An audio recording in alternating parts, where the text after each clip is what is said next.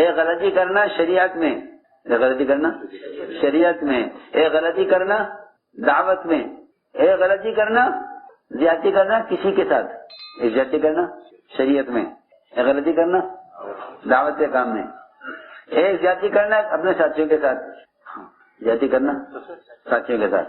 تو حضور اکرم صلی اللہ علیہ وسلم نے ان تینوں لائن کی غلطیوں میں غلط کرنے والے کے ساتھ کیا معاملہ کیا جائے اس کی تعلیم دی ہے۔ بیان کو لائک، شیئر اور چینل کو سبسکرائب کرنا مت بھولیے۔ میرے دوستو، عزیزوں اور بزرگوں، سب سے بڑی بات، ضروری بات یہ ہے کہ اپنے آپ کو اللہ کے یہاں اس کام کے لیے قبول کرواؤ، اپنے آپ کو اللہ کے یہاں اس کام کے لیے قبول کرواؤ، اس لیے کہ ایک کام کے ساتھ نسبت ہے اور ایک کام کے ساتھ مناسبت ہے، ان دونوں کو سمجھنا پڑے گا۔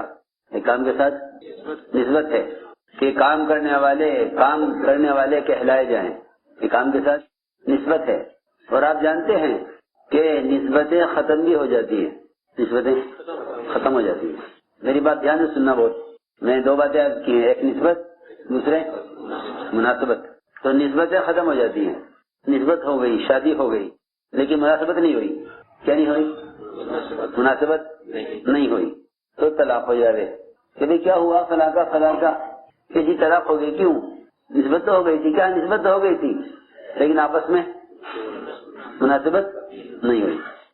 بات بہت توجہ سننا، کچھ کہنا چاہتا ہوں، ایک نسبت ہے، ایک مناسبت ہے۔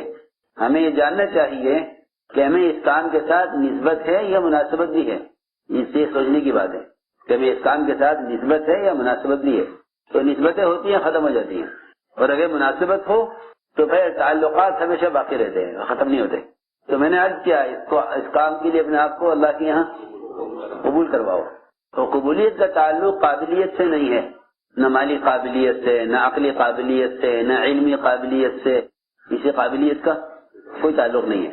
لوگ سمجھتے ہیں کہ ہم اپنی قابلیت سے اللہ کے یہاں قبول ہو جائیں گے، قابلیت سے اللہ کے یہاں قبول ہو جائیں گے، نہیں، قبولیت کا تعلق قابلیت سے نہیں ہے۔ بہت سے ناقابل ایسے ملیں گے کہ اللہ نے ان سے بڑے بڑے کام لے لیے، اور بہت سے قابلیت والے ایسے ملیں گے کہ ان سے کوئی کام نہیں لیا گیا۔ اس سے معلوم ہو گیا کہ قبولیت کا تعلق قابلیت سے نہیں ہے، قبولیت کا تعلق قابلیت سے نہیں ہے، بلکہ قبولیت کا تعلق صفات قبولیت سے ہے۔ کس سے؟ صفات قبولیت، کہ اللہ رب العزت کو اس کام کے کرنے والوں سے جو صفات مطلوب ہیں وہ صفات عملی طور پر نظر آئیں، اس پر اللہ تعالیٰ جس کو چاہتے ہیں اپنے کام کے لیے منتخب کر لیتے ہیں۔ آپ جانتے ہیں اگر آپ کو اپنی فیکٹری کے لیے، اپنے کارخانے کے لیے، اپنی گاڑی کے لیے ڈرائیور چاہیے یا کوئی ملازم چاہیے، تو آپ ٹیمپرری طور پر اس کو رکھتے ہیں کہ آپ کی ملازمت پرماننٹ نہیں ہے بلکہ وقتی ہے۔ ہم آپ کو رکھ کے دیکھیں گے، ہم آپ کو رکھ کر دیکھیں گے کہ آپ ہمارے کام میں کے ہیں یا نہیں۔ میری بات دھیان سے سننا بہت، اس کام میں کچھ عرصہ چلنے کے بعد شیطان یہ تسلی دیتا ہے کہ تم قبول ہو گئے، تم اب قبول ہو گئے ہو، تو سمجھ لیتا ہے کہ میں مطلوب ہوں اور کام کو میری ضرورت ہے، کام کو میری ضرورت ہے۔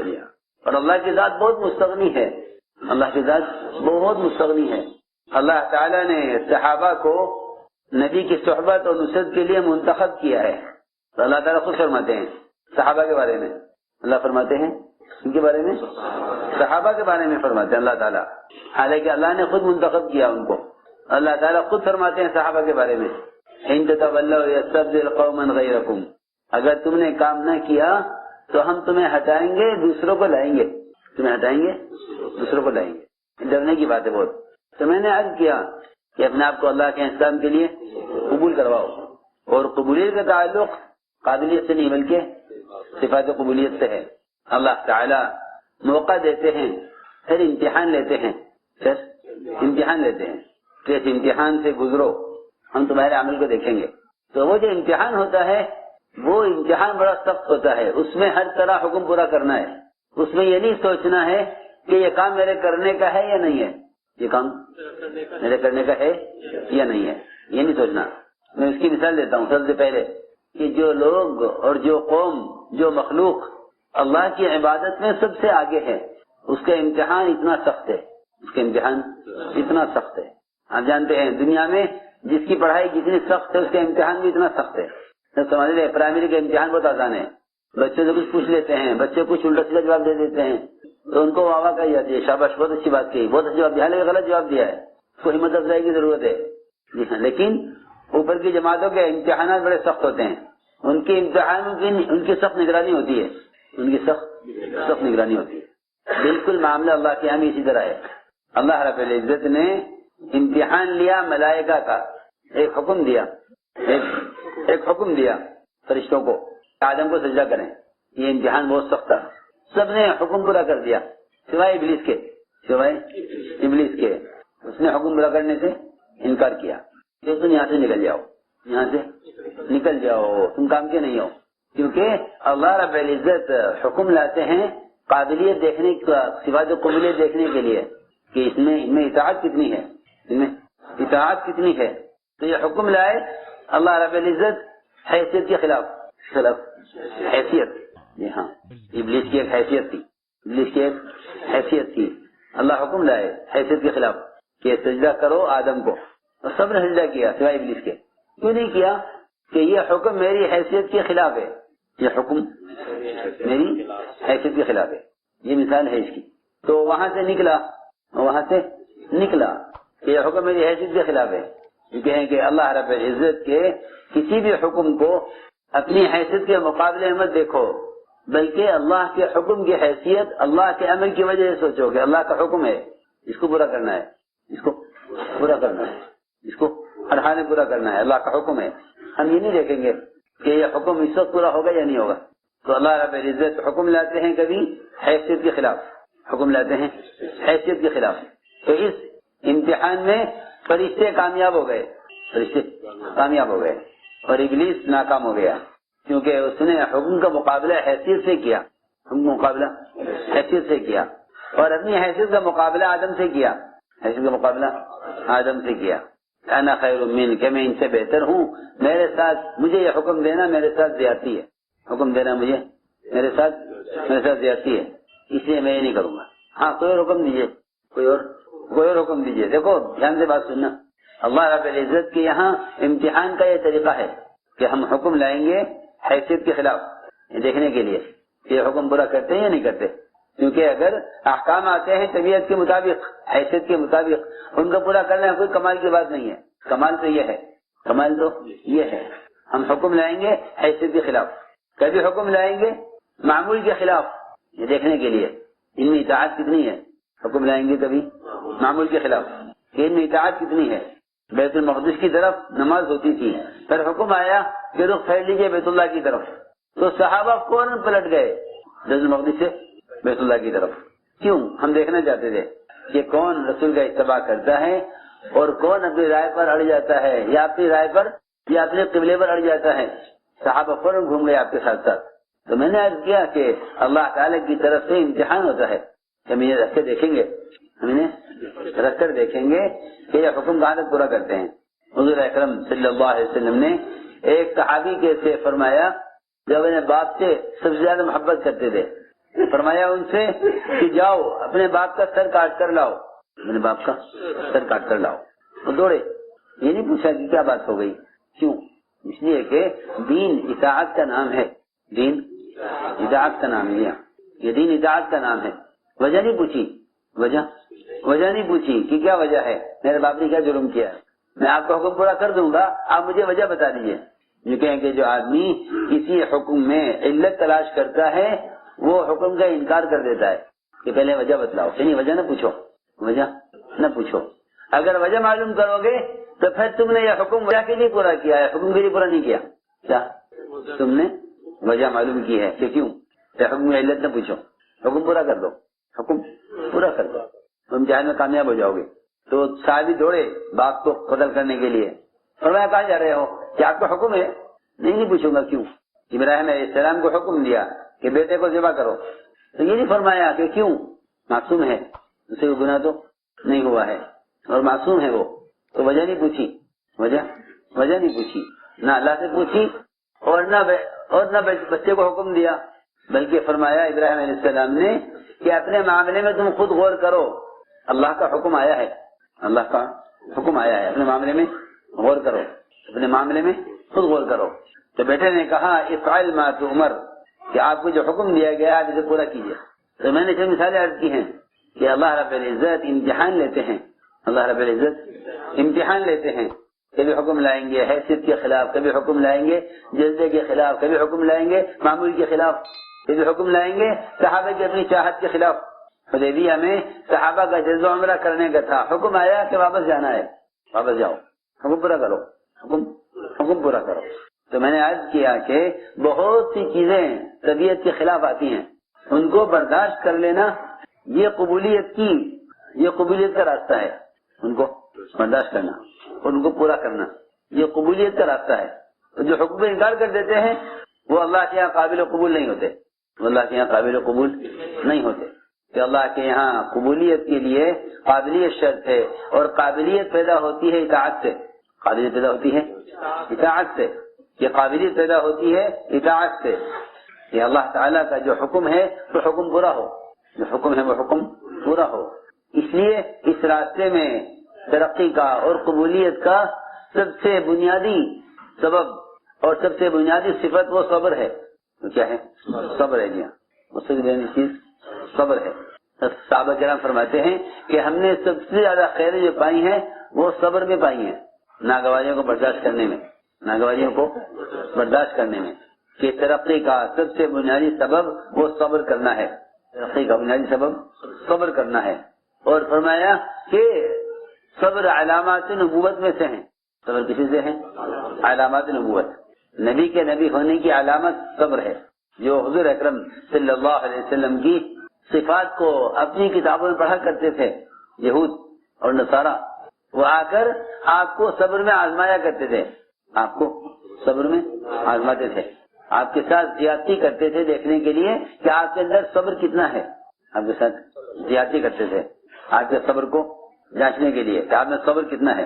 آپ صلی اللہ علیہ وسلم اپنے صبر سے اسلام اور اپنے صبر سے نبوت سمجھایا کرتے تھے، اس لیے کہ داعی کے مزاج میں انتقام نہیں ہوتا، داعی کے مزاج میں صبر ہوتا ہے، داعی کے مزاج میں صبر ہوتا ہے، انتقام نہیں۔ کیوں؟ اس لیے کہ وہ ہدایت کا طالب ہے، امت کی ہدایت کے لیے بھیجے گئے ہیں، تو یہ ہدایت کے لیے بھیجے گئے ہیں کہ وہ انتقام کا جذبہ نہیں رکھیں گے۔ انتقام کا جذبہ تو ہلاکت کو کے لیے تیار کرتا ہے، انتقام کے جذبے سے ہلاکت کا جذبہ پیدا ہوتا ہے، اور یہ کہیں کہ درگزر کرنے صبر کرنے سے ہدایت کا جذبہ پیدا ہوتا ہے۔ یہ دو الگ الگ جذبے ہیں، ایک ہلاکت کا جذبہ قوم کی اور ایک قوم کی ہدایت کا جذبہ، کہ نبی صبر کے ذریعے ہدایت کا جذبہ پیدا کرتے ہیں قوم میں بھی، اپنے ماننے والوں میں بھی، اور انبیاء علیہ السلام صبر کے ذریعے ترقی کرتے ہیں۔ میں نے عرض کیا کہ اپنے آپ کو اللہ کے یہاں قبول کرانے کے لیے بنیادی صفت صبر ہے، ورنہ غیر آپ کو آ کے آزماتے تھے صبر میں، کہ دیکھو یہ صبر میں کیسے ہیں، یہ صبر میں کیسے ہیں۔ حضور اکرم صلی اللہ علیہ وسلم صبر کے ذریعے بتلاتے تھے کہ ہم کیا چاہتے ہیں، ہم کیا چاہتے ہیں۔ آپ کے صبر سے معلوم ہوتا تھا کہ آپ کیا چاہتے ہیں، جی ہاں، اور ہماری بے صبری سے معلوم ہوتا ہے کہ ہم کیا چاہتے ہیں۔ ہاں بھائی دھیان سننا بات، انبیاء کے صبر سے قومیں سمجھ جاتی ہے کہ کیا چاہتے ہیں۔ انبیاء علیہ السلام قوم کی ہدایت چاہتے ہیں، قوم ہدایت کو نبی کے صبر سے سمجھتی تھی، قوم ہدایت کو نبی کے صبر سے، یہ قوم ہدایت کو نبی کے صبر سے سمجھتی تھی کہ یہ ہم سے کیا چاہتے ہیں۔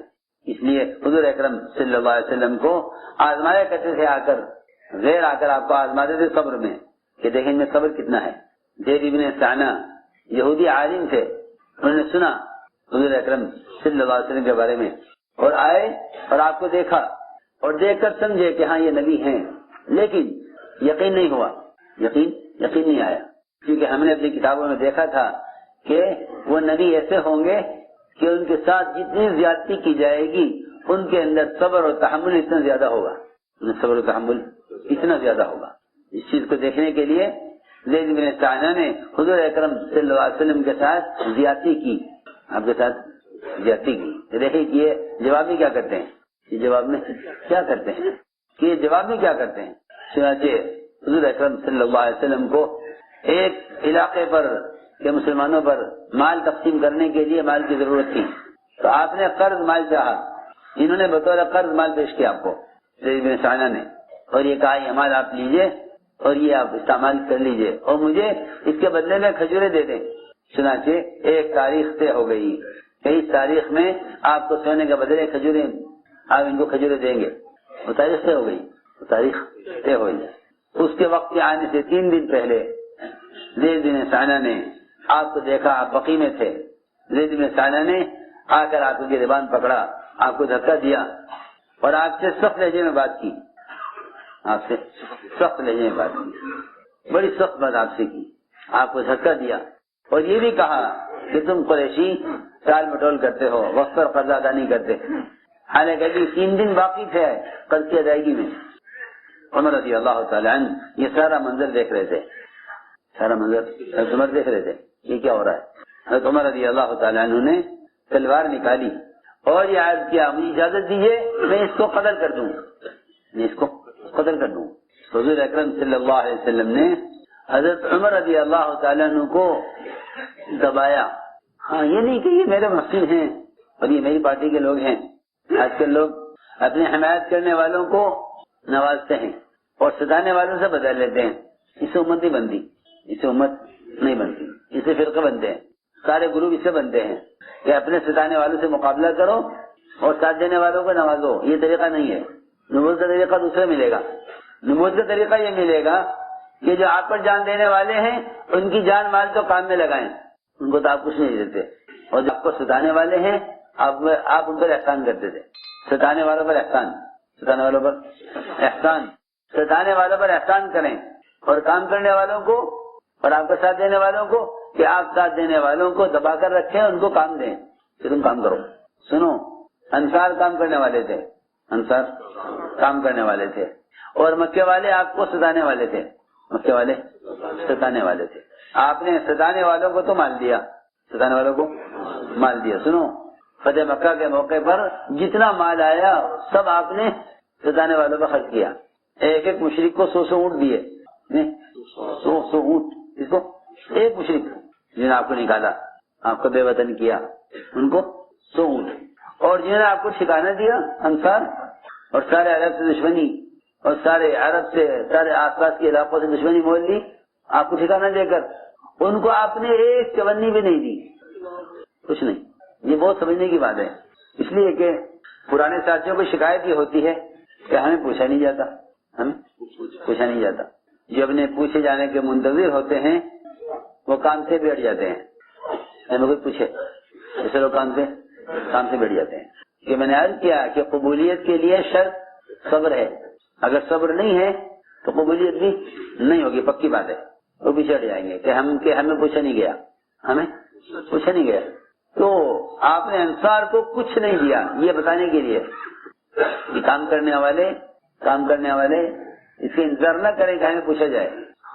آپ نے انصار کو کچھ نہیں دیا، ایک پائی بھی نہیں دی، اور جتنا مال تھا سب دیا ستانے والوں کو، مہاجرین کو، مشرکین کو، سارا مال ان کو دیا۔ تو انصار میں کوئی نیا آدمی تھا، اسلام میں نیا داخل ہوا تھا، اسلام میں نیا داخل ہوا، کیونکہ مال کی بات نیا آدمی کرے گا، پرانا کوئی نہیں کرے گا۔ مال، عہدہ، مقام، یہ کون کرے گا؟ نیا آدمی، پرانا آدمی بات نہیں کرے گا۔ اس لیے کہ جو جتنا پرانا ہوتا جاتا ہے اس کے لیے آخرت بھی قریب ہوتی جاتی ہے، پرانا ہونا آخرت کے قریب، جی ہاں، اور نیا کہ نیا دنیا کے قریب، نیا دنیا کی زیادہ قریب ہوتا ہے، اور پرانا آخرت کے۔ پرانا ہونے کا مطلب یہی ہے کہ جو جتنا پرانا ہوگا اس میں آخرت کا اتنا خوف زیادہ ہوگا، آخرت کا خوف زیادہ ہوگا۔ جس میں آخرت کا خوف ہوگا اس کے لیے دنیا سے بچ کے نکلنا بہت آسان ہے۔ دنیا میں وہ پھنستے ہیں جن کے سامنے آخرت نہیں ہوتی۔ تو ایک نیا آدمی انصار میں، اس کی زبان سے یہ نکل گیا، اس کی زبان سے یہ نکلا کہ سارا مال آپ نے مشرکین کو اور کفار کو اور جو نئے اسلام میں داخل ہوئے مہاجرین اور مہاجرین کو، ان کو مال دیا، ہمیں کچھ نہیں دیا۔ یہ بات چلی آپ تک پہنچ گئی۔ حضور اکرم صلی اللہ علیہ وسلم نے انصار کو جمع کیا اور آپ تشریف لے گئے اور کہا آپ نے انصار سے کہ اے انصار تم کیا چاہتے ہو؟ اگر تمام لوگ جانور اور مال سونا چاندی اپنے گھروں میں لے جائیں اور تم اللہ کے رسول کو لے جاؤ اپنے گھر میں، کیا چاہتے ہو؟ انصار روئے اور رو کر یہ کہا کہ نہیں، ہم تو صرف اللہ کے رسول کو چاہتے ہیں۔ فرمایا آپ نے کہ تم میں سے کس نے بات کہی ہے؟ انصار نے کہا کہ کسی نئے آدمی نے یہ بات کہی ہوگی، پرانے میں سے کسی نے یہ بات نہیں کہی. آپ نے یہ بتلایا کہ پرانے کون ہوتے ہیں؟ کہ پرانے وہ ہوتے ہیں جو مال کا مطالبہ نہیں کرتے. تو میں نے عرض کیا کہ حضور اکرم صلی اللہ علیہ وسلم نے یہ اس کی امت کو تربیت دی تھی، اس کی امت کو تربیت دی کہ اگر پوچھا نہ جائے تو مخلصین وہی ہوتے ہیں کہ کھو جائے تو کوئی تلاش نہ کرے، مل جائے تو کوئی پرواہ نہ کرے. کھو جائے تو کوئی تلاش نہ کرے، مل جائے تو کوئی پرواہ نہ کرے.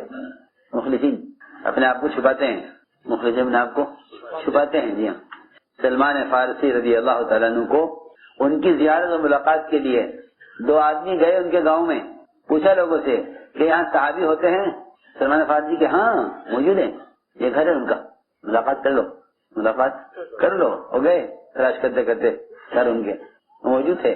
ملاقات ہوئی، سلام کیا. پوچھا کہ آپ صحابی ہیں؟ کہا کہ نہیں میں تو صحابی نہیں. میں صحابی نہیں. پوچھا آپ سلمان فارسی ہیں؟ کہ ہاں میرا نام سلمان فارسی تو ہے مگر میں صحابی نہیں ہوں. حالانکہ جس شخص نے ایمان کے ساتھ ایک مرتبہ حضور اکرم صلی اللہ علیہ وسلم کو دیکھ لیا وہ صحابی ہو گیا. انہوں نے اتنا وقت گزارا آپ کے ساتھ. سلمان فارسی رضی اللہ تعالیٰ عنہ وہ صحابی ہیں کہ جب یہ آپ سے بات کرتے تھے کوئی تیسرا شریک نہیں ہوتا تھا، یہ درجہ تھا ان کا. لیکن کیا کہا کہ میں صحابی نہیں. تو وہ کہنے لگے ایک دوسرے سے کہ ہم غلط آ گئے، یہ آدمی وہ نہیں اس کی ہمیں تلاش ہے، چلو اٹھو. یہ سلمان فارسی کوئی اور ہے، صحابی سے کہہ رہے میں صحابی نہیں ہوں. تو وہاں سے اٹھنے لگے کہ چلو یہ آدمی وہ نہیں اس کی ہمیں تلاش ہے. میں بتا رہا ہوں کہ صحابہ اپنے آپ کو کیسے چھپاتے تھے، کیونکہ آخرت سامنے تھی. آخرت سامنے. جی ہاں، یہ سامنے آخرت ہوگی وہ چھپائیں گے اپنے آپ کو. یہ سامنے آخرت نہیں ہوگی وہ اپنے آپ کو ظاہر کریں گے، اپنے آپ کو ظاہر کریں گے. اس لیے شہرت کی طلب دنیا والوں کو ہوتی ہے، آخرت والوں کو شہرت کی طلب نہیں ہوتی. آخرت والے کس سے ڈرتے ہیں؟ شہرت سے ڈرتے ہیں. آخرت والے شہرت سے ڈرتے ہیں، کیونکہ ایک قبولیت ہے ایک شہرت ہے، دونوں میں بہت فرق ہے. مشہور ہونا الگ ہے، مقبول ہونا الگ ہے. جی ہاں، ایک آدمی مشہور ہے اور ایک آدمی مقبول ہے، دونوں میں بہت بڑا فرق ہے. دونوں میں بہت بڑا فرق ہے. دیکھو یاد رکھنا کہ مقبولیت تو ہوتی ہے محبت کے ساتھ، جی ہاں سنو، کیونکہ اللہ رب العزت آسمان سے اعلان کرتے ہیں کہ فلاں ابن فلاں سے اللہ محبت کرتے ہیں، لوگوں تم بھی اس سے محبت کرو. یہ اعلان کہاں سے ہوتا ہے؟ آسمان سے. جی ہاں، یہ حدیث میں ہے. ایک آسمان پر، پھر دوسرے آسمان پر، پھر تیسرے آسمان پر، یہاں تک کہ آسمان دنیا پر اعلان آتا ہے، پھر زمین میں وہ اعلان اتارا جاتا ہے لوگوں کے دلوں میں کہ فلاں ابن فلاں سے اللہ محبت کرتے ہیں، تم بھی اس سے محبت کرو. عجیب بات ہے، تم بھی اس سے محبت کرو. میری بات یاد رکھنا کہ اگر یہ صفات چھپ کر بھی آدمی کوئی عبادت کرے گا تو اللہ رب العزت اس کی محبت لوگوں کے دل میں ڈالیں گے، چاہے انہوں نے اس کو عبادت کرتے ہوئے نہ دیکھا ہو. اور چھپ کر بھی کوئی گناہ کرے گا تو اللہ دل میں نفرت ڈال دیں گے اس کی، چاہے اس کے گناہ کو کسی نے دیکھا نہ ہو. کوئی آدمی چھپ کر گناہ کرے، کہ اس کی نفرت لوگوں کے دل میں بیٹھ جائے گی، حالانکہ اس کو گناہ کرتے ہوئے دیکھا نہیں ہے. اور کوئی چھپ کر عبادت کرے، اللہ رب العزت اس سے محبت کریں گے اور مخلوق اس سے محبت کرے گی، چاہے انہوں نے اس کو یہ عبادت کرتے ہوئے نہ دیکھا ہو. یہ اصل بات ہے. تو صحابہ کرام شہرت سے اپنے آپ کو چھپاتے تھے. انہوں نے کہا کہ میں صحابی نہیں ہوں. وہاں سے اٹھے تو یہ کہنے لگے کہ آپ سلمان فارسی نہیں ہیں؟ تو ہوں، نام میرا وہی ہے. آپ نے رسول کو نہیں دیکھا؟ کیا دیکھا ہے؟ یہ دیکھا ہے. تو آپ صحابہ سے بھی انکار کر رہے ہیں. اور بیٹھ گئے، دونوں بیٹھ گئے. تو یہ فرمایا سلمان فارسی رضی اللہ تعالیٰ عنہ نے کہ دیکھو صحابی تو ہونے کا فیصلہ تو جب ہوگا جب آپ کے ساتھ جنت میں داخلہ ہو جائے. آپ کے ساتھ جنت میں داخلہ ہو جائے. اس سے پہلے کوئی کہے ہم صحابی، اگر آپ کے ساتھ داخلہ ہو گیا جنت میں کیسے کہہ سکتے ہیں صحابی؟ عبداللہ بن عامر العاص رضی اللہ تعالیٰ عنہ جب موت کا وقت قریب آیا تو رونے لگے. لوگوں نے تسلی دی، کیوں رو رہے؟ آپ کو تو بڑے موقع ملے ہیں، بڑی جنگیں آپ نے لڑی ہیں اور بڑے کارنامے آپ نے انجام دیا، آپ کیوں گھبرا رہے؟ تو فرمانے لگے کہ ہم پر 3 دور گزرے ہیں. ایک دور گزرا ہے ہم پر کفر کا، اسلام سے پہلے، اس وقت مر جاتے تو یقیناً جہنم میں جاتے. اور ایک دور گزرا ہم پر اسلام کا، اور اسلام کا دور گزرا ہے فقر کا. اسلام کا دور فقر کا، اس کا فقر کا، غربت کا، تنگی کا، فاقے کا، اگر اس دور میں مر جاتے تو یقیناً جنت میں جاتے۔ اس کے بعد استقبال کا زمانہ آ گیا، پھر مال آ گیا، عہدے آ گئے، تو اب نہیں معلوم کہ جنت کا فیصلہ ہوگا یا جہنم کا۔ یعنی کہ جتنا پرانا ہو جائے اتنا مطمئن ہو جائے، یعنی جتنا پرانا ہو اتنا بے فکر ہو، کہ نہیں جتنا پرانا ہے اتنا فکر۔ ہمارے 3 دور گزرے ہم پر، ایک کفر کا، دوسرے اسلام کا اور فقر کا، اور تیسرے مال اور استقبال کا۔ اس دور میں ہم جیسے جا رہے ہیں، جس دور میں مال اور استقبال آ گیا، پتہ نہیں کیا ہوگا آخرت میں۔ تو ہم نے آج کیا ہے کہ صحابہ اپنے آپ کو چھپاتے تھے، تو یہ فرمایا حضرت سلمان فارسی رضی اللہ تعالیٰ عنہ نے کہ میں نہیں کہہ سکتا کہ میں صحابی ہوں جب تک آپ کے ساتھ حشر نہ ہو جائے، جب تک جنت کا داخلہ نہ ہو جائے۔ تو میں نے عرض کیا کہ شہرت اور قبولیت میں بہت بڑا فرق ہے۔ آدمی مشہور ہو مقبول بھی ہو یہ نہیں ہو سکتا، مشہور بھی ہو مقبول بھی ہو یہ نہیں ہو سکتا۔ یہ قبولیت اور شہرت الگ الگ چیزیں ہیں۔ قبولیت کا تعلق صفات سے ہے، قبولیت کا تعلق صفات سے ہے۔ اس لیے ہم نے عرض کیا کہ حضور اکرم صلی اللہ علیہ وسلم نے اپنے صحابہ کو صبر کا عادی بنایا، صحابہ کو آپ نے صبر کا عادی بنایا۔ تو زید بن ثانیہ نے یہ دیکھنا چاہا تھا کہ آپ نبی ہیں یا نہیں، تو آپ کے ساتھ زیادتی کی، تو آپ نے یہ دکھلایا کہ ہمارے یہاں زیادتی کا بدلہ زیادتی سے نہیں ہوتا، ہمارا یہاں زیادتی کا بدلہ احسان سے ہوتا ہے۔ دیکھو یہ بہت ضروری بات ہے، زیادتی کا بدلہ احسان سے۔ احسان کرو تاکہ تمہیں ستانے والا سمجھے کہ تم کیا چاہتے ہو۔ میری بات ذرا دھیان سے سننا، آدمی جس سے محبت کرنا چاہتا ہے وہ اس کو تکلیفیں دے کر آزماتا ہے، کہ یہ مجھے چھوڑنے والا تو نہیں ہے، اگر چھوڑنے والا ہے تو تکلیف سے مجھے چھوڑ دے گا، جس کو تکلیف دوں گا تو مجھے چھوڑ دے گا۔ اگر یہ سچا ہے تو تکلیفوں کے باوجود مجھے چھوڑے گا نہیں، اور اگر یہ اپنی چاہت میں مخلص نہیں ہے تو یہ مجھے چھوڑ دے گا۔ یہ اصول ہے یہ محبت کرنے والوں کا، کہ عاشق کو معشوق ستاتا ہے کہنے کے لیے، یہ اس کی طلب کا امتحان لینے کے لیے کہ اس میں طلب سچی ہے یا جھوٹی ہے۔ میں مثال دے رہا ہوں، بہت تکلیفیں دیتا ہے، تو سچے محبت کرنے والے ہوتے ہیں وہ برداشت کرتے ہیں یہاں تک کہ وہ جان لیتا ہے کہ یہ مجھ سے محبت کرنے میں سچا ہے۔ انبیاء کی ابتلا کی اصل وجہ یہی ہے کہ اللہ تعالیٰ نے اپنا محبوب بنانے کے لیے ان کو اس سے گزارتے ہیں، اس سے گزارتے ہیں۔ تو انبیاء علیہ السلام یہ سارے حکم پورے کر کے دکھلاتے ہیں، پھر اللہ ان کو منتخب کرتے ہیں، انی جاعلک للناس اماما، کہ ابراہیم ہم نے تمہیں امام بنا دیا کیونکہ تم نے کام پورا کر دیا۔ فاتمہن، احکام کو پورا کرنا اور صفات کو اندر پورا کرنا، اصل بات یہ ہے۔ تو میں نے عرض کیا کہ زید بن ثانیہ نے آپ کو آزمایا، تو آپ نے بتلایا کہ ہاں ہم نبی ہیں، کیوں کہ ہم تو ہدایت چاہتے ہیں، تو آپ نے احسان کیا ان پر۔ حضرت عمر پر احسان نہیں کیا، سنو غور سے، یہ نہیں فرمایا عمر تم نے میرا ساتھ دیا تم یہ لے لو، یہ نہیں، بلکہ آپ نے حضرت عمر کو ہی ڈانٹا، لو تمہارے جانثار تمہارے ساتھ دینے والے، آپ ہمارے عمر ہی کیا تم نے اس کو تلوار دکھلا دی۔ یہ نہیں فرمایا کہ عمر دیکھا اس نے کیا میرے ساتھ۔ سنو غور سے، آپ ستانے والے کی شکایت اپنے صحابہ سے نہیں کرتے تھے، اس نے یہ کیا، اس نے یہ کیا، اس نے کچھ نہیں، کیونکہ آپ اپنے صحابہ کو اپنا مددگار بنانا چاہتے تھے۔ اس کے لیے ضروری تھا یہ کہ آپ ان کو یہ سمجھائیں کہ ہم ان کی ہدایت چاہتے ہیں، اگر یہ ستاتے ہیں تو برداشت کرو،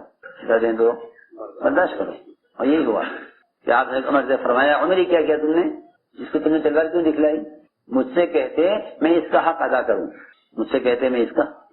کروں، اور اس سے کہتے کہ یہ اپنے حق کا مطالبہ اسلامی طریقے سے کرے۔ اس کو بتاؤ کہ اسلام میں مطالبہ کرنے کا کیا طریقہ ہے، اس کو ادب سکھلاؤ، اس کو ادب سکھلاؤ۔ دیکھو کتنی اچھی بات ہے، اس کو ادب سکھلاؤ، کیونکہ یہ بیچارہ واقف نہیں ہے، یہ واقف نہیں ہے اسلام کے طریقوں سے۔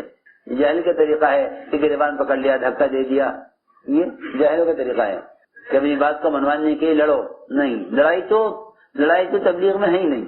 جی ہاں، اصول کے لیے لڑنا یہ تو سب سے بڑی بے اصولی ہے، سب سے بڑا بے عقل بے اصول ہے وہ جو اصول کے لیے لڑے۔ یہ کیوں لڑ رہے ہو؟ تو اصول کے لیے کیوں لڑ رہے؟ اصول کے لیے۔ کیسا سے بڑا بے اصولی ہے کس کے لیے لڑے؟ اصول کے لیے. یہ حماقت ہے. یہ لوگ اس کو سمجھتے ہیں کہ ہم امانت کی حفاظت کر رہے ہیں، حالانکہ امانت کو ضائع کریں. جو اصول کے لیے لڑائی کریں وہ امانت کو ضائع کرنے والے ہیں. جو لڑیں گے کے لیے اصول کے لیے نہیں، وہ امانت کو ضائع کرنے والے ہیں. کوئی بھی ہو. نبی کی تعلیم یہ نہیں ہے. نبی کی تعلیم یہ ہے کہ جو بے اصولی کرے اس کو اصول کی تعلیم دو. اصول کی تعلیم دو. جی ہاں، آپ بے اصولی کرنے والوں کو تعلیم دے دیں. دو طرح کی ہوتی ہے بے اصولیاں. بے اصولیاں دو طرح کی، بلکہ 3 طرح کی ہوتی ہیں. ایک غلطی کرنا شریعت میں، ایک غلطی کرنا شریعت میں، ایک غلطی کرنا دعوت میں، ایک غلطی کرنا زیادتی کرنا کسی کے ساتھ، ایک زیادتی کرنا شریعت میں، ایک غلطی کرنا دعوت کے کام میں، ایک زیادتی کرنا اپنے ساتھیوں کے ساتھ، زیادتی کرنا ساتھیوں کے ساتھ. تو حضور اکرم صلی اللہ علیہ وسلم نے ان تینوں لائن کی غلطیوں میں غلط کرنے والے کے ساتھ کیا معاملہ کیا جائے اس کی تعلیم دی ہے. جی ہاں، تعلیم ہے نا آپ کی. تو امت کو دین سکھانا ہوگا تو کس کے طریقے پر سکھلاؤ گے؟ آخر کے طریقوں پر کہ نہیں، نبی کے طریقے پر.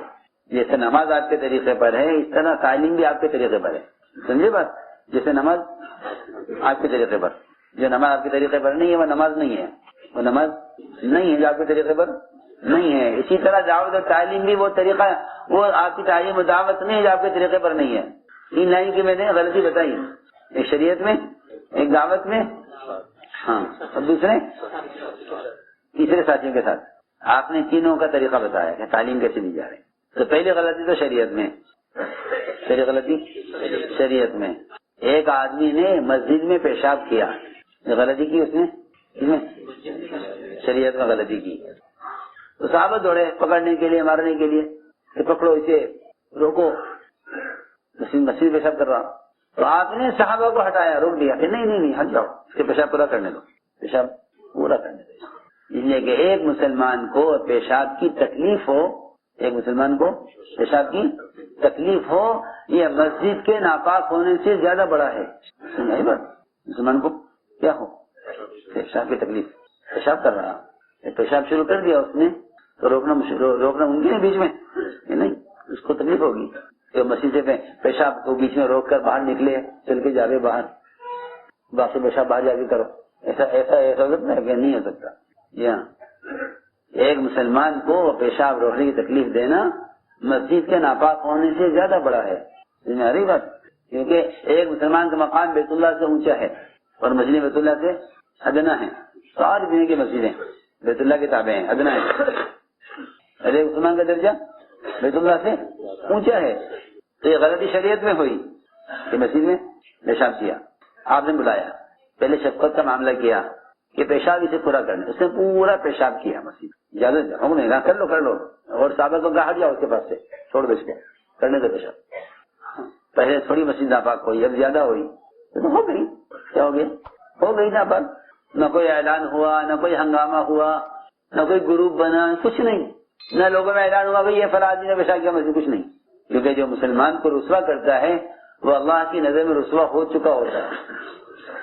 جی ہاں، اس میں ہر ایک اپنا نقصان ہے کہ مسلمان کو ذلیل نہ کرو ورنہ تم اللہ کی نظر میں ذلیل ہو جاؤ گے.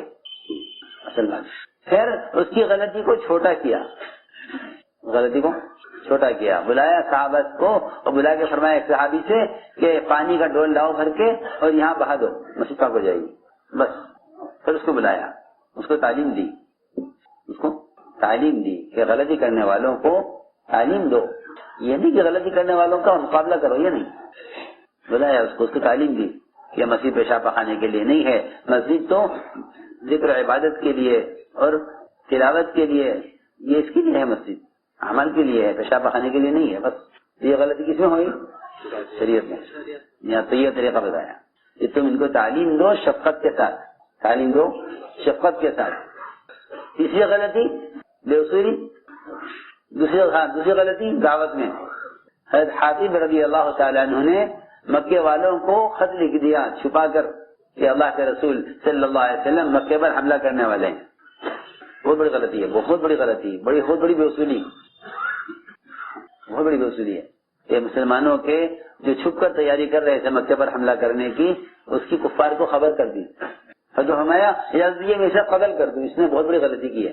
جس کو قتل یہ منافق ہے، آپ کا راز کھولا مشرکین پر، یہ منافق ہے، یہ ان کے ساتھ ہے، آپ کے ساتھ نہیں ہے۔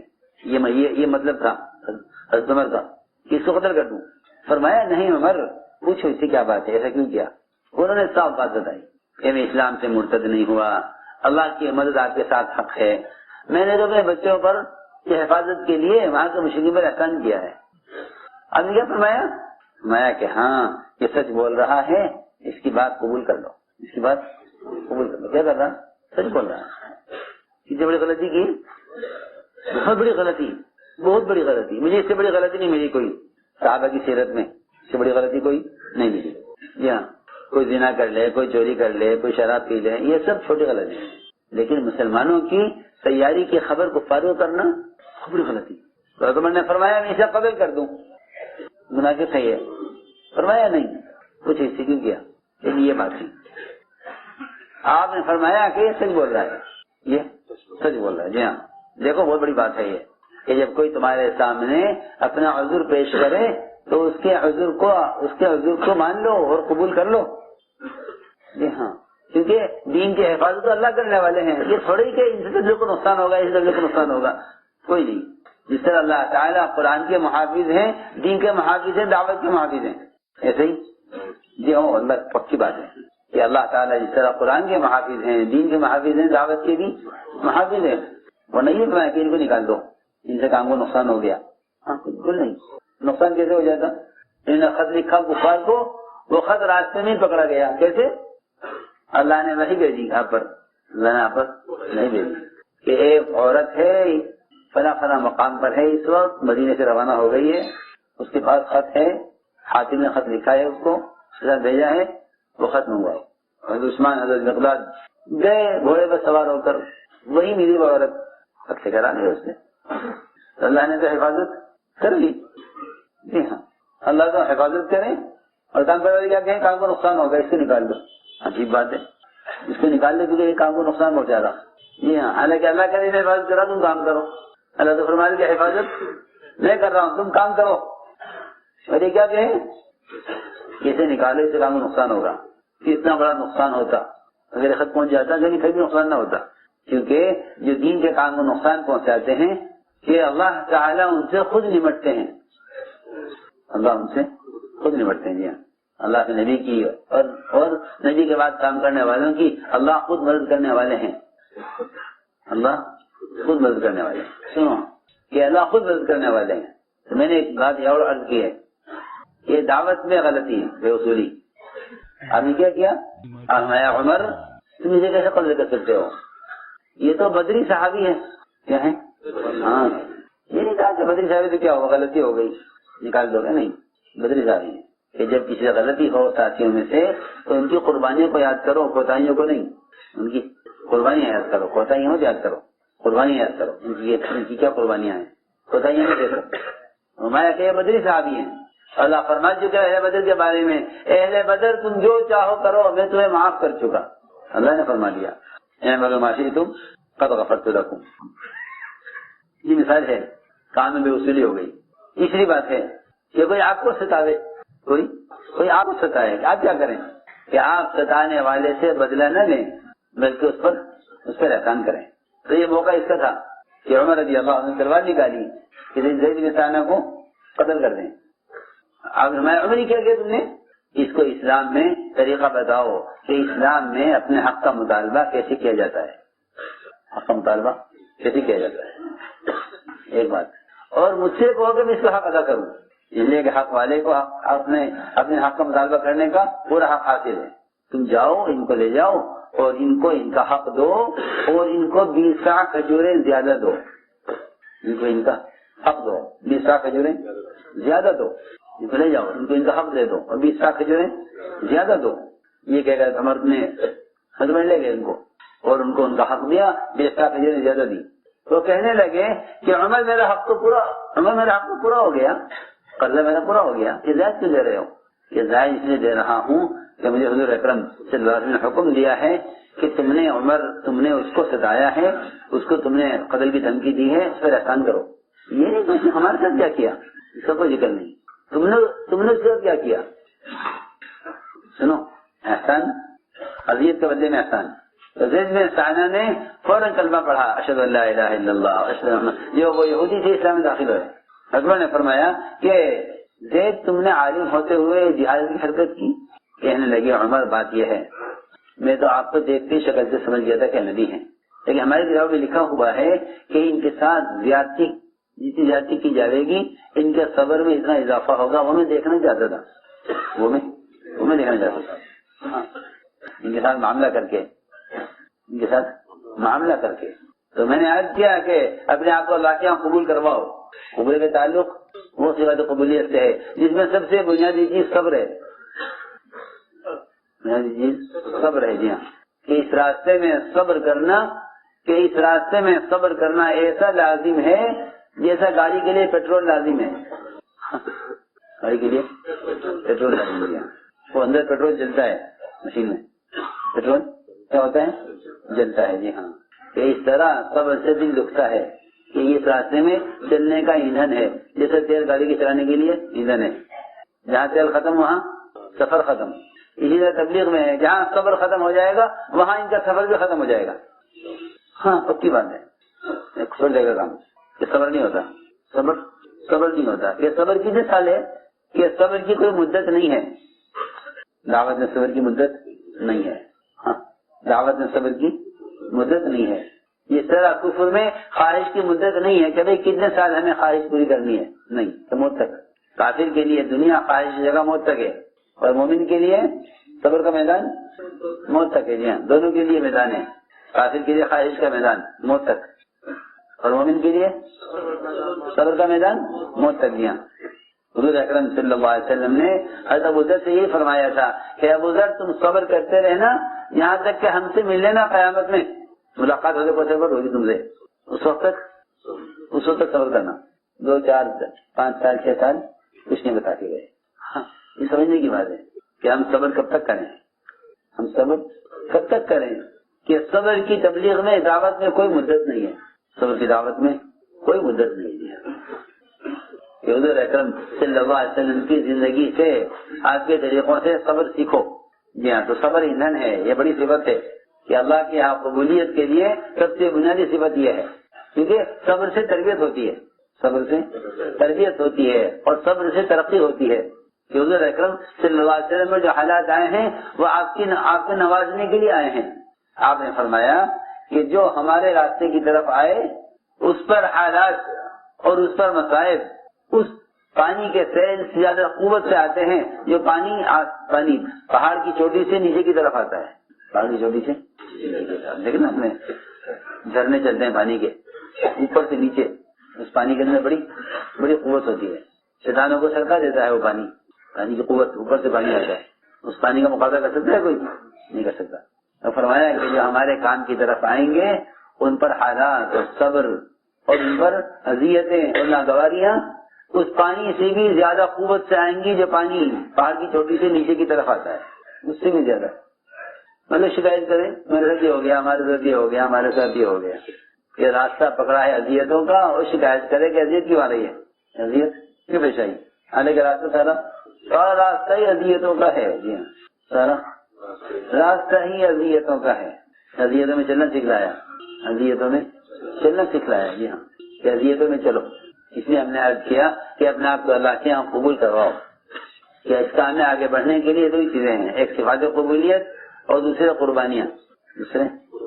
جی ہاں، اس کام میں کوئی کسی کو سہارا نہیں دیتا. اس راستے میں کسی کو سہارا نہیں دیتا کہ ہر ایک کا چلنا اپنی قوت سے ہے. 2 بازو ہیں پرندے کو اڑنے کے لیے. ایسے ہی اس راستے میں چلنے کے لیے 2 راستے ہیں، ایک ہجرت ایک نصرت. اگر ایک پر ہلائے دوسرے پر نہ ہلائے تو یہ اڑے گا نہیں. پرواز کے لیے ضروری ہے دونوں پر برابر کام کرے. دونوں پر برابر کام کرے، پرواز کے لیے ضروری ہے یہ.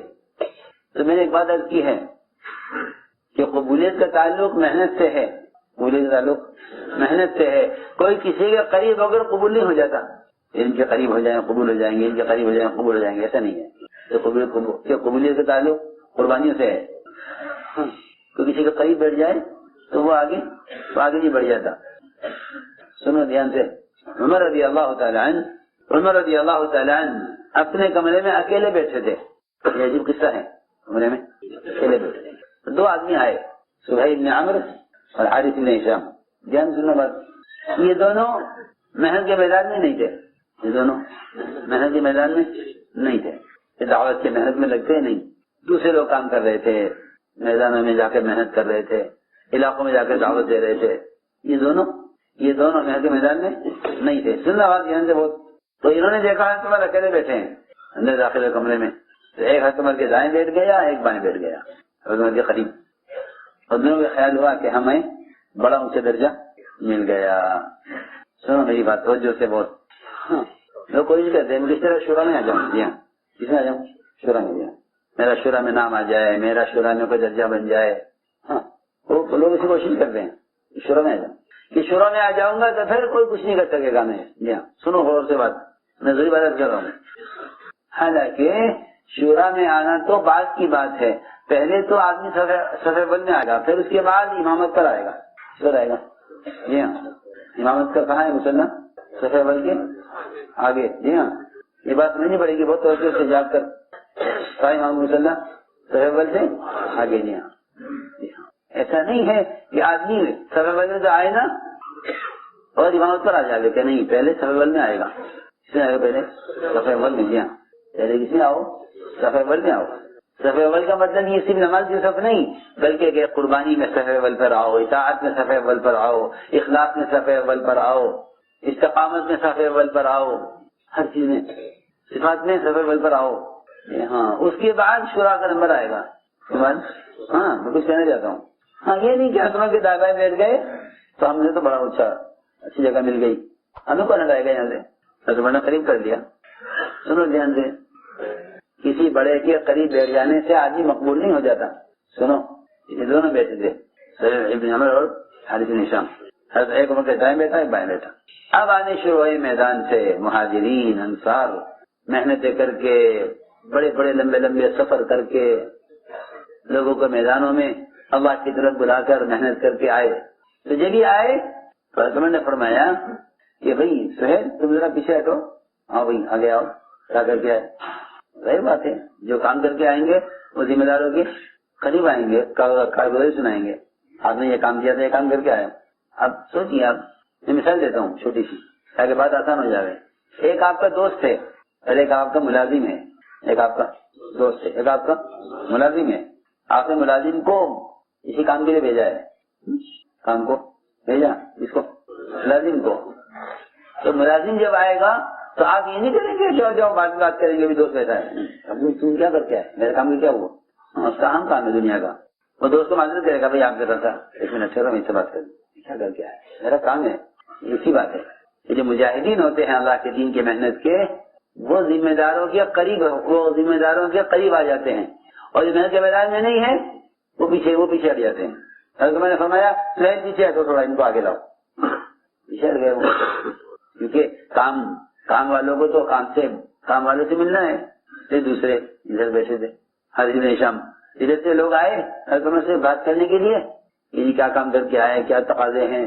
تو ان سے کہا تم پیچھے ہٹو, ان کو آگے لاؤ. آگے آ گئے. اب جو بھی آ گئے بات انصار مہاجرین کی کام کر کے حضرت کے پاس, جب لوگ آنے شروع ہوئے باہر سے, تو جو بھی آ گئے ان کو یہ کون ہے, یہ کون ہے.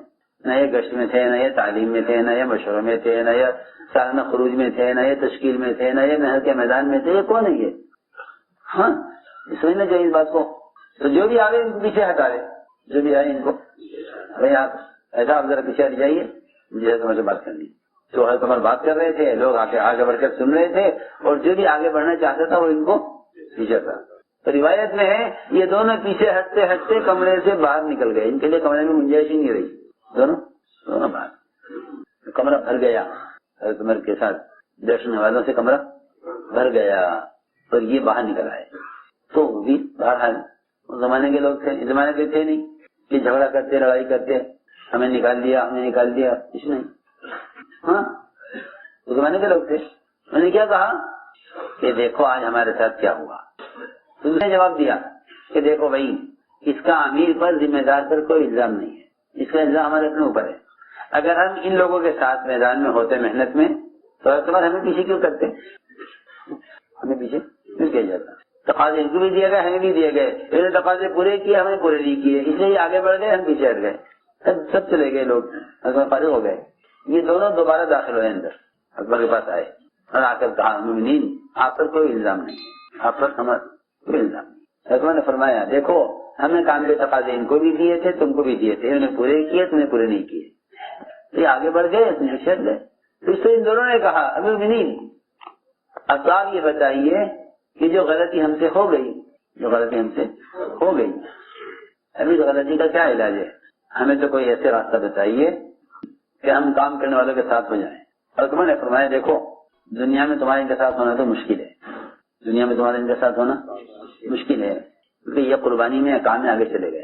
عجیب بات ہے میرے سمجھ میں. اکبر نے فرمایا کہ یہ ہو سکتا ہے کہ تم دونوں ابھی مدینہ وغیرہ چھوڑ کر الگ الگ ملکوں میں چلے جاؤ اور وہاں دین سے محنت کرتے رہو یہاں تک کہ اسی ملک میں مر جاؤ. تو میں امید کرتا ہوں کہ شاید تمہارا حشر ان کے ساتھ ہو جائے. دنیا میں تو ساتھ اب ہو نہیں سکتا, قیامت میں ساتھ ہو سکتا ہے, لیکن شرط کیا ہوگی وہ ساتھ ہونے کی کہ تم فلاں ملک میں جاؤ دونوں اور وہاں جا کر کام کرتے رہو, کبھی واپس نہ آؤ, وہیں مر جاؤ. خیر میں امید کر سکتا ہوں کہ تمہارا حشر قیامت میں کام کرنے والوں کے ساتھ ہو جائے. یہ بتلایا. یعنی عجیب قصہ ہے. اس سے میں نے عرض کیا تھا کہ آدمی تعلقات سے نہ آگے بڑھے. یہ ہاں, کیونکہ جو کسی کے سہارے سے آگے بڑھے سمجھ لو کہ ان میں چلنے کی صلاحیت نہیں ہے. جو کس سے آگے بڑھتے ہیں سہارے سے, سہارا دو, یہ ساری ضرورت ہے کہ سہارے سے تو مردے چلتے ہیں, سہارے سے کیوں بھائی کوئی جنازے دیکھا جو خود راجا قبرستان نہیں, ان کو ساری کی ضرورت ہے کیونکہ یہ مردہ ہے. اس کی بات ہے مردہ کہتا ہے مجھے آگے بڑھاؤ. روایت میں ہے نہیں. ہجرت اور نصرت یہ تو بازو ہیں پرندے کی طرح کہ اگر ترقی ہے پرندہ فضا میں خود کرتا ہے, کوئی کسی کو سہارا نہیں دیتا. فضا میں کوئی پرندہ کسی کو سہارا نہیں دیتا, ہر ایک اپنے بازو سے اڑتا ہے. یہاں ہر ایک اپنے بازو سے اڑتا ہے. تو ہم نے عرض کیا کہ یہ اصل بات ہے کہ اپنے آپ کو اللہ کے یہاں قبول کرواؤ, اور قبولیت صفات قبولیت سے ہے, صفات قبولیت سے ہے. کیونکہ اللہ رب العزت آزماتے ہیں, اس آزمائش میں جو احکام آئیں گے وہ طبیعت کے خلاف آئیں گے. احکام آئیں گے وہ طبیعت کے خلاف, مزاج کے خلاف, معمول کے خلاف. یہ دیکھیں کہ تم پورا کرتے ہو یا نہیں, پورا کرتے ہو یا نہیں. اگر تم پورا کر لو گے تو ہم تمہیں منتخب کر لیں گے, اور اگر تم نے اس سے انکار کیا کیونکہ کوئی معمولی حکم بھی ہو تو معمولی حکم کو بھی معمولی مت سمجھو. کسی سنت کو, کسی حکم کو حقیر نہ سمجھو, اس لیے کہ اس سے کسی حکم کو ہلکا سمجھنے کی وجہ سے جو کام کرنے کی صلاحیت ہے وہ ختم ہو جاتی ہے. سنو غور سے, کسی کام کو اگر کیا سمجھو گے ہلکا سمجھا, حقیر سمجھا, تو اس کی صلاحیت کرنے کی صلاحیت ختم ہو جائے گی. میں اس سے واقعہ سناتا ہوں تاکہ اندازہ ہو جائے اس مثال سے. میری بات توجہ سننا, کوئی چھوٹی سنت آدمی اپنی جان بچانے کے لیے یا ٹوکنے والے کو چپ کرنے کے لیے, ٹوکنے والے کو چپ کرنے کے لیے, میری بات توجہ سننا بہت جاگ کر, یہ بہت عام بات ہے.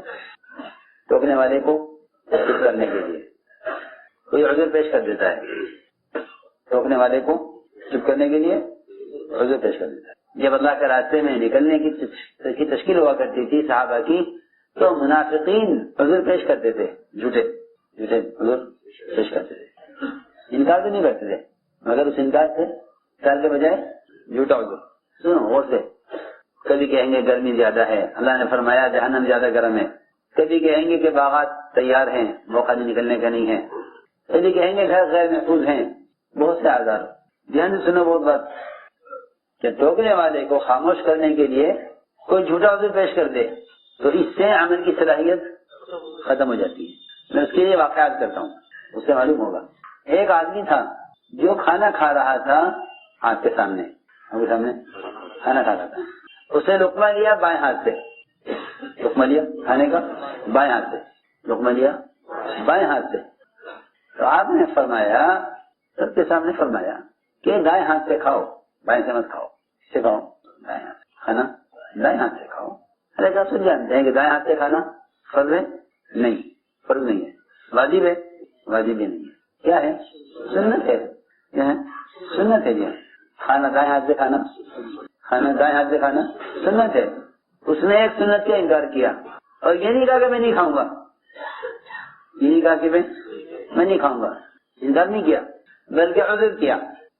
اور عذر میں اس نے یہ کہا کہ میرا دائیں ہاتھ اس کا نہیں ہے جس سے دائیں سے کھا رہا ہوں, تاکہ ٹوکنے والے کی بات کا جواب ہو جائے. میری بات توجہ سننا, بہت ٹوکنے والے کی بات کا جواب ہو جائے. تو اس نے اس سنت کے انکار کے لیے یہ کہا کہ میرا دائیں ہاتھ نہیں اٹھتا ہے, اس لیے میں بائیں سے کھا رہا ہوں, تاکہ آپ کی بات کا جواب ہو جائے. تو آپ نے بددعا دی اس آدمی کو آپ نے بددعا دی اور فرمایا کہ اللہ کرے تیرا دائیں ہاتھ کبھی نہ اٹھے. کیوں کہ اس کا ہاتھ تو بالکل صحیح تھا, ہاتھ اس کا بالکل صحیح تھا. اس نے یہ انکار کیا تھا, اور انکار کیا تھا کبر کی وجہ سے کہ مجھے کیوں ٹوک دیا.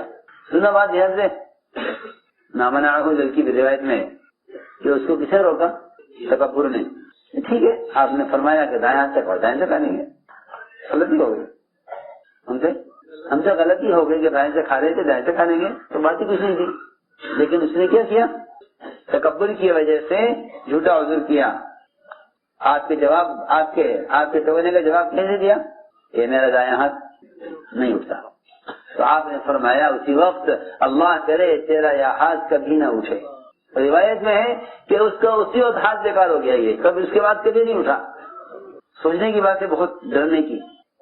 کسی بھی حکم کو ہلکا نہیں سمجھنا چاہیے کہ جب ایک دائیں ہاتھ سے کھانے کی سنت کا, دائیں ہاتھ سے کھانے کی سنت کا انکار کر دینے سے ہاتھ ضائع ہو سکتا ہے. تو یہ دین کے بڑے بڑے احکام ہیں, ان کا انکار کر دینے یا ان کے لیے کوئی جھوٹا عذر پیش کر دینے سے کتنی صلاحیتیں, قوتیں ختم ہو جائیں گی. یہ سوچنے کی بات ہے کہ اگر تم نے احکام کا انکار کیا تو پھر یہ کہیں کہ وہ قوتیں بھی نہیں ہوں گی جو انسان اپنی ضرورت پوری کر لے, انسان اپنی ضرورت پوری کر لے. دایاں ہاتھ جس سے سارے کام وہ کیا کرتا تھا, وہ ہاتھ اس کا ہمیشہ کے لیے ختم ہو گیا, ہمیشہ کے لیے ختم ہو گیا. یہ نہیں کھانے کے لیے رہا, کسی بھی کام کے لیے نہیں. میں نے مثال دی ہے, اللہ کے کسی حکم کو حقیر مت جانو, اللہ کے کسی حکم کو حقیر مت جانو. کہ ایک سنت کو ہلکا سمجھنے کی وجہ سے وہ تمام ضروریات اس کا ہاتھ چل ہو گیا. روایت میں مامنا الکبر کہ اسے انکار کیا تھا تکبر کی وجہ سے, انکار کیا ہے کبر کی وجہ سے.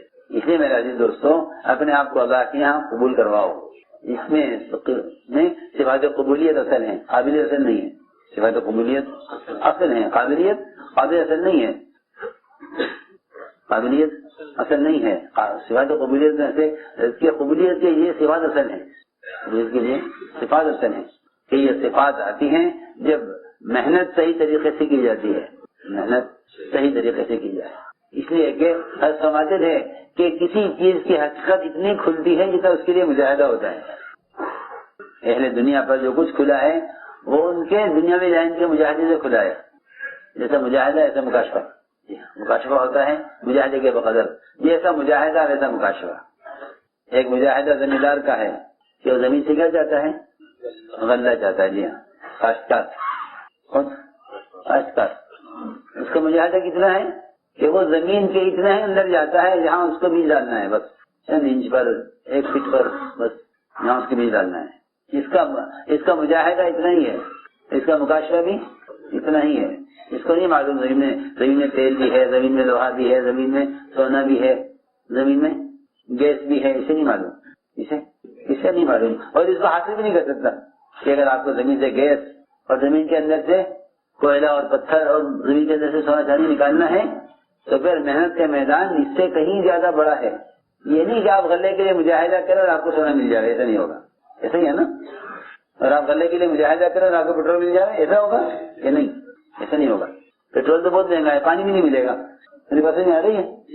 ہاں, میں یہ کہنا چاہتا ہوں کہ میں تو مہینے کے 3 دن لگا رہا اور میں تو گشت کر رہا, میں تو مہینے کے 3 دن لگا رہا کہ ہاں یہ تیرا کام اتنا ہی ہے جتنا کاشتکار کا ہے. کہ یہ زمین سے غلہ مل جائے کہ نہیں، زمین کے اندر اور بہت ساری قیمتی چیزیں ہیں، اس کے لیے اپنی محنت کو بڑھا، اندر جا، گہرائی میں اتر. کہاں اتر؟ گہرائی میں اتر. جی ہاں، گہرائی میں اترو، گہرائی میں اترو. حضور اکرم صلی اللہ علیہ وسلم نے اپنے صحابہ کو محنت کے میدان میں ڈالا ہے. ہاں، یہ نہیں کہ وہ تھوڑی سی محنت کر کے آ جائیں کہ جی ہم نے تو کام کر لیا، کام نہیں ہوا. سنو غور سے. طفیل ابن عمر دوسی رضی اللہ عنہ اپنی قوم کو دعوت دینے چلے، قوم کو دعوت دینے چلے. یہ کہہ کر گئے کہ میری حیثیت ہے قوم میں، قوم میری حیثیت ہے، میں جیسا کہوں گا قوم ایسا کرے گی. میں کہ نہیں، کام کرو، محنت کرو. کہ نہیں، میں کہوں گا ان سے اور اسلام میں داخل سب ہو جائیں گے، کیونکہ وہ میری بات مانیں گے. میری قوم میں چلتی ہے، میں اپنی قوت کا استعمال کروں گا. حیثیت ہے میری حیثیت ہے قوم میں. جی ہاں، ایسی اسی طرح روایت میں میری قوم میں چلتی ہے، میری قوم میں چلتی ہے. تو گئے، قوم کو دعوت دی، سب نے انکار کر دیا. قوم میں ہم اسلام نہیں لائیں گے، ہم اسلام نہیں. پھر واپس آئے، آ کر عرض کیا کہ آپ دعا کر دیجیے ان سب کے لیے، ہلاک ہو جائیں سب. میں نے دعوت دی، اسلام سے انکار کر رہے ہیں. میں نہیں، جاؤ محنت کرو قوم میں. پھر یہ فرمایا کہ اے طفیل، لوگ کانوں کی طرح ہوتے ہیں، سونے چاندی کی کانوں کی طرح. سونے چاندی کی کانیں ہوتی ہے نا، سونے چاندی کانوں کی طرح ہیں. تم جاؤ محنت کرو، جا کر محنت کرو. اور اے طفیل، جیسے تم اسلام لائے ہو، تمہاری قوم میں اور بھی ہیں، تمہاری قوم میں اور بھی قیمتی لوگ ہیں. جی ہاں، تمہارے جیسے اور بھی ہیں قوم میں. جا کے محنت کرو. پھر گئے واپس اور محنت کرتے رہے. آپ نے ہجرت بھی کر لی، غزوہ خندق بھی ہو گیا، احد بھی ہو گیا، بدر بھی ہو گیا. اور یہ قوم میں محنت کرتے رہے، یہاں تک کہ خیبر کے موقع پر 80 خاندان اپنی قوم کی اسلام میں داخل کر کے لے کے آئے. 80 خاندان. میں نے اس پر غلط کی تھی کہ ہو گیا، ہم تو گشت کر لیا، ملاقاتیں کر لی تو ہو گیا.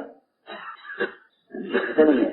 سارا عالم محنت کا میدان ہے، سارا عالم محنت کا میدان ہے. جو کام کے اعتبار سے جہاں تک پہنچ گیا، یہاں سے آگے بڑھے. جی ہاں، قربانی کی اصطلاح میں آگے آؤ. فرماتے تھے میں اس کام سے چاہتا ہوں کہ حضور اکرم صلی اللہ علیہ وسلم امت کو جہاں چھوڑ کر گئے تھے، امت وہاں پہنچے جہاں آپ چھوڑ کر گئے، امت وہاں پہنچے. اس لیے میں نے عرض کیا کہ محنت کا میدان بہت بڑا ہے. یہ نہیں کہ ہمارا معمول پورا ہو رہا ہے، یہ نہیں. زمین کے اندر اور بھی قیمتی چیزیں ہیں. اور نیچے اترو. جن کو سونا چاندی ہاتھ لگ جاتا ہے وہ دیکھیں گے غلے کو، کہ ان کو تو غلے سے زیادہ اچھا غلہ ملے گا. یہ میں کرنا چاہتا ہوں. یہ قیمتی جواہر ہیں اندر. جا کے محنت کی تو سارے محدثین کے امام ابو ہریرہ انہی کی قوم میں سے آئے، جن کی ہلاکت کے لیے بدعا کرانے کے لیے راستے آئے تھے. یہ آئے تھے کس لیے؟ ہلاکت کی بدعا کر دیں، ہلاک ہو جائیں. نہیں، جاؤ محنت کرو. تو کون آئے ان کی قوم میں سے؟ ابو ہریرہ. جی ہاں، سب سے بڑے حدیث کے امام اور حافظ کون؟ جی ہاں، سب سے بڑے محدث صحابہ میں ابو ہریرہ انہی کے قوم میں سے. ہم نے عرض کیا کہ محنت کا میدان بہت بڑا ہے. محنت کا میدان بہت بڑا ہے. اپنے آپ کو کام کے تقاضوں میں اور قربانی میں آگے لاؤ. کام کے تقاضوں میں قربانی میں آگے لاؤ.